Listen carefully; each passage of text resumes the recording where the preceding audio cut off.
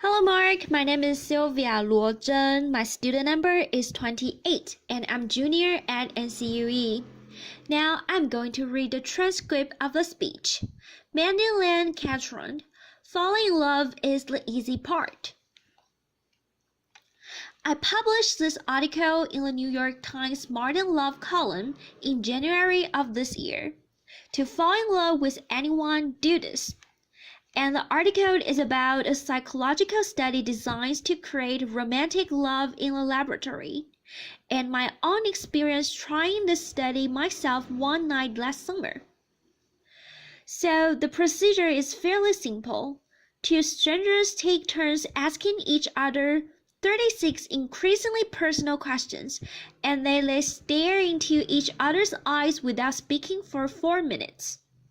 So here are a couple of simple questions. Number 12. If you could wake up tomorrow having gained any one quality or ability, what would it be? Number 28.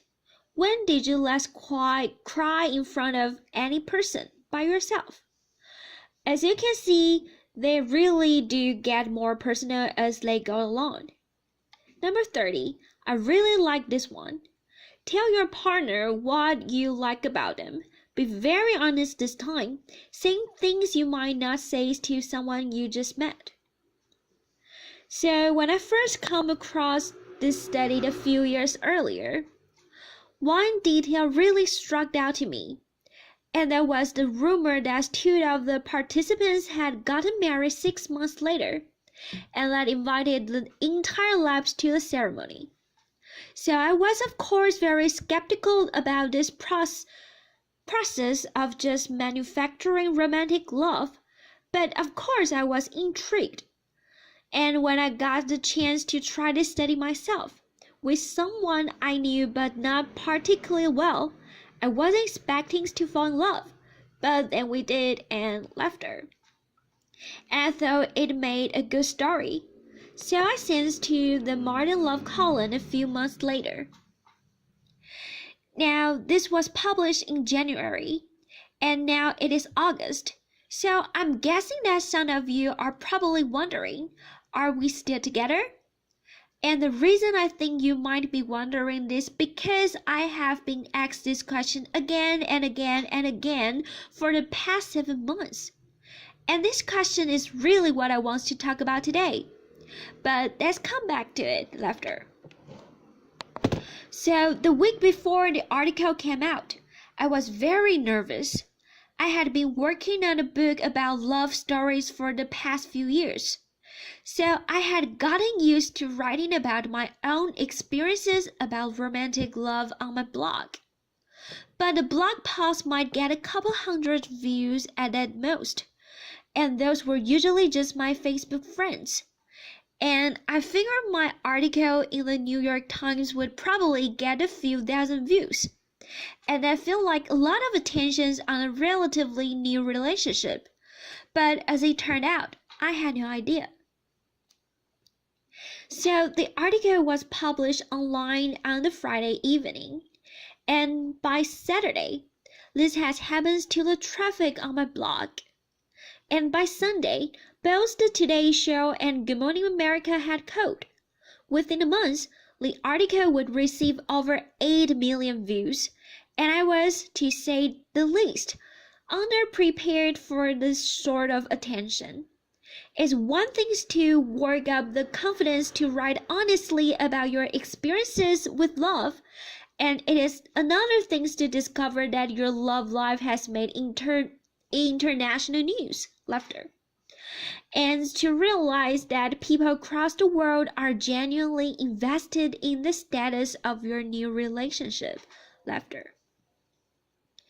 And when people called or emailed, which they did every day for weeks, they always asked the same question first.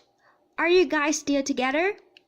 In fact, as I was preparing this talk, I did a quick search of my email inbox for the phrases, "Are you still together?" and several messages pop out immediately. They were from students and journalists and friendly strangers like this one. I did radio interviews and they asked. I even gave a talk, and one woman shot up to the stage, "Hey Mandy, where's your boyfriend?" And I promptly turned bright red. As I understand that this is part of the deal. If you write about your relationship in the international newspaper, you should expect people to feel comfortable asking about it. But I just wasn't prepared for the scope of this response. The 36 questions seems to have taken on a life of their own. In fact, the New York Times published a follow-up article for Valentine's Day, which features readers' experiences of trying the study themselves, with varying degrees of success. So my first impulse in the face of all of this attention was to become very protective of my own relationship. I said no to every request for the two of us to do a media appearance together. I turned down TV interviews, and I said no to every request for photos of the two of us. I think I was afraid that we would become inadvertent icons for the process of falling in love, the positions I did not at all feel qualified for. And I get it. People didn't just want to know if the study worked. They wanted to know if it really worked. That is, if it was capable of producing love that would last, not just a fling, but real love, sustainable love. But this was a question I didn't feel capable of answering. My own relationship was only a few months old, and I feel like people were asking the wrong question in the first place. What would knowing whether or not we were still together really tell them? If the answer was no, would it make the experience of doing these 36 questions any less worthwhile? Dr. Arthur Aaron first wrote about these questions in his study here in 1997. And here, the researchers' goal was not to produce romantic love. Instead, they wanted to foster interpersonal closeness among college students by using what Aaron called sustained, escalating, reciprocal, personalistic self-disclosure. Sounds romantic, doesn't it? But the study did work. The participants did feel closer after doing it, and several subsequent studies have also used Aaron's fast friends protocol as a way to quickly create trust and intimacy between strangers.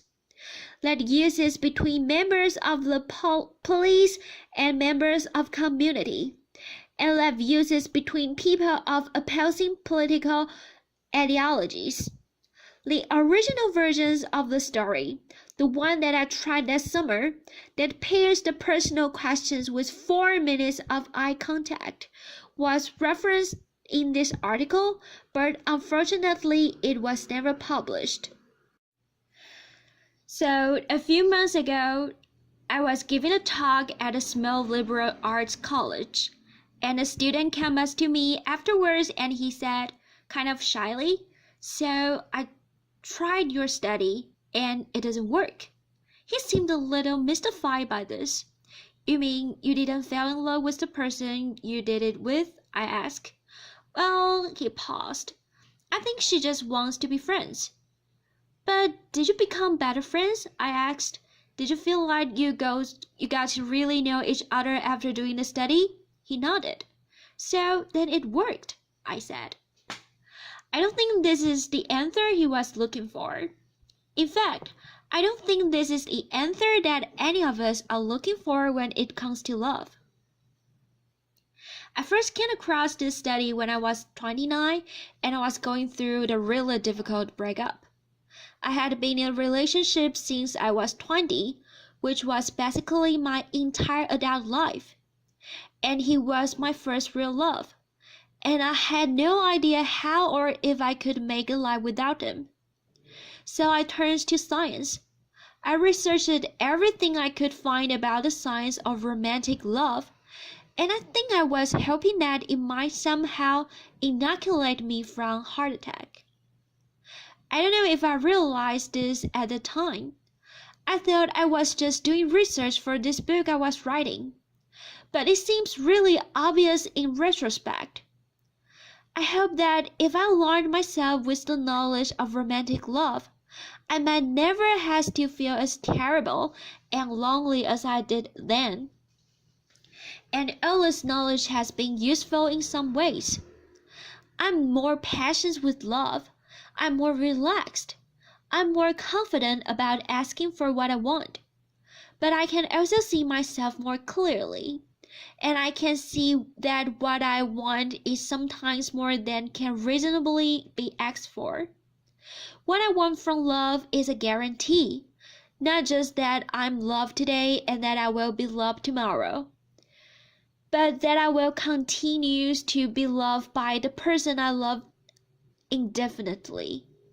Maybe it's this possibility of a guarantee that people were really asking about when they wanted to know if we were still strangers, if we were still together.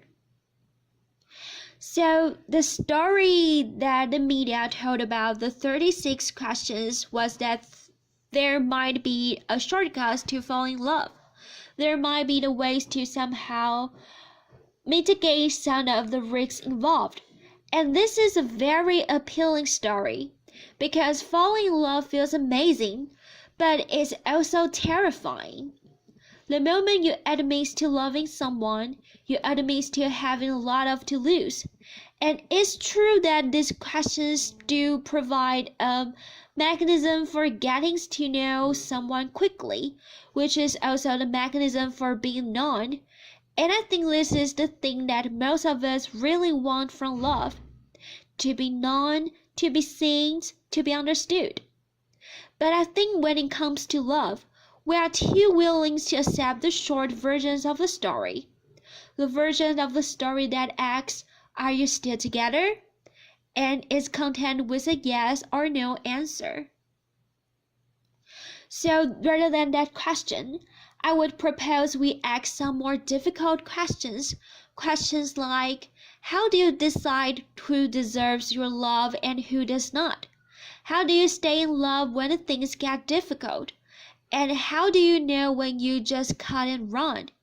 How do you live with the doubt that inevitably creeps into every relationship? Or even harder, how do you live with your partner's doubt? I don't necessarily know the answers to these questions, but I think they're an important start at having a more thoughtful conversations about what it means to love someone. So, if you wanted, the short versions of the story of my relationship is this.